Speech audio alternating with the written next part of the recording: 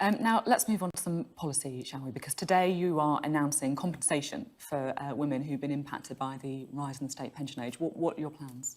It's redress, really. These are the 50s women who paid into their national insurance, expected to be retiring at 60, and then legislation was introduced to extend their retirement age, and they weren't properly informed.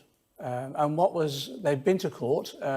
They've lost in the first stage of the court. They're now appealing. So I've had to prepare a scheme as though the government had actually lost. We need something that is in place to redress this injustice. And these are women who have done everything asked of them. They've paid in. They expect a retirement age. And then, even in court, the government had to admit that within the Department of Work and Pensions, they knew that people hadn't been properly informed. The government's defence then was that legislation doesn't have to be fair, or there's no responsibility or placed upon the government to notify people individually. That's not a good enough defence. It's expensive, this, though, isn't it? Really expensive. Well, it's expensive, but this is an entitlement. This is not a benefit. This is an entitlement. £58 billion. Over a 5-year period as well. But this is a historic injustice. We have to address it. Some of these women have been forced into penury, and they were given no adequate notice. They were not properly informed, and it's caused real hardship. And some of these women, if we don't do it now, some of them will no longer be with us. So I think we have a sense of responsibility to address this injustice. I just want to focus a little bit on the costings of this, because you released your manifesto this week. We can have a little look at the costings of this. So what we're looking at here, I mean, obviously it's very detailed, but effectively all the sort of spending is on the left and how you're going to pay for it is on the right.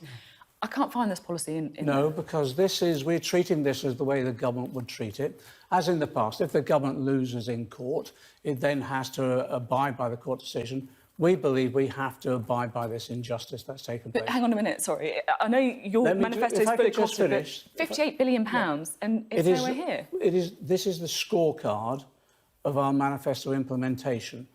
When, on these decisions, as well as the same as the government when they lost in court on the bedroom tax and the lung conditions as well, it's outside of the scorecard. This is a very special arrangement, a contingency, in the same way government has in the past dealt with matters like this.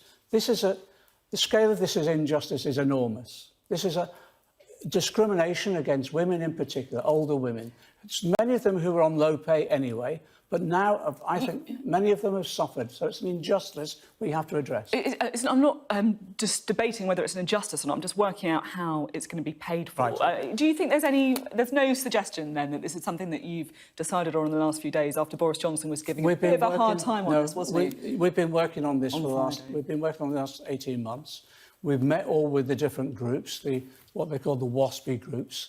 We consulted them on a range of proposals, including this, and we came to the conclusion that if we didn't act soon, this suffering and stress would continue on. But also, as I say, some of these women are older and may not be with us if we don't act quickly. You see, it's not the only thing that isn't in this costing document, is it? No mention of the 4-day week, no mention of the £400 billion National Transformation Fund, no mention of scrapping the state pension age increase, no mention of nationalisation. With the greatest respect, let's just go through those, shall we?